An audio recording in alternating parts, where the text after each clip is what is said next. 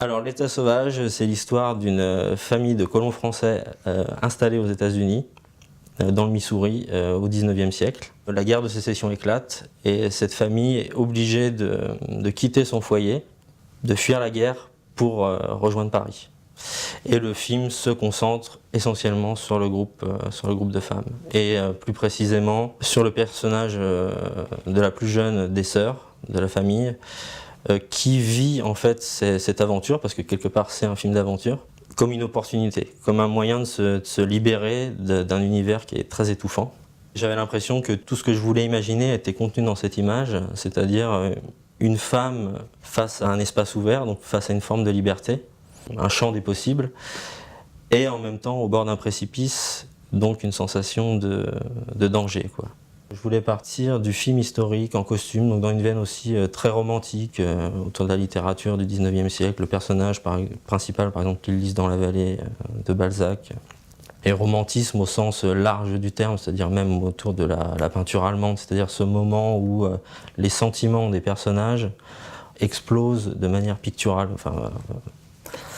Donc quelque chose d'un peu aussi expressionniste. Et il y a ça aussi dans le film, des atmosphères presque fantastiques, gothiques. Donc partir d'un sentiment très romantique, donc très européen, et voir comment ça m'a mené à une forme de mythologie justement américaine, et les confronter en fait.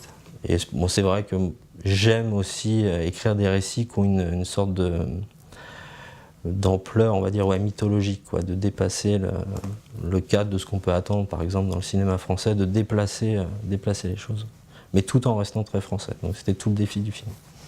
Il y a tout un courant de cinéma qu'on appelait le Woman Pictures pendant l'âge d'or hollywoodien, les années 30, 40, 50, qui étaient des films, des mélodrames en fait, faits essentiellement pour un public féminin, donc avec les stars de l'époque, Bette Davis, Joan Crawford, etc. Donc avec des personnages féminins très forts, pas du tout formatés, et qui souvent étaient dans des situations très conflictuelles, où elles devaient se battre, etc. Donc cette tonalité-là, quelque part, oui, du mélodrame m'a vraiment porté. Et il y a deux films en particulier de William Wyler, qui est un cinéaste un peu oublié ou un peu regardé de haut aujourd'hui parce qu'on dit que c'était un cinéaste un peu académique ou trop féminin, à l'eau de rose, etc. Mais quand on voit ses films aujourd'hui, il y a une forme de modernité justement dans la manière dont il représente les femmes.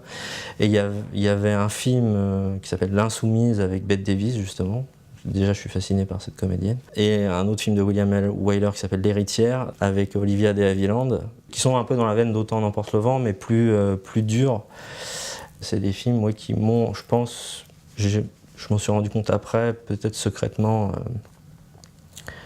inspiré. En termes de facture, j'ai pensé à des références quelque part complètement écrasantes.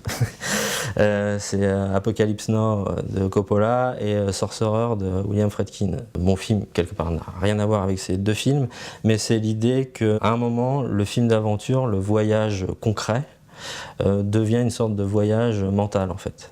C'est-à-dire qu'on se resserre sur le personnage principal et on a l'impression qu'on rentre dans sa tête et que ça devient un voyage intime.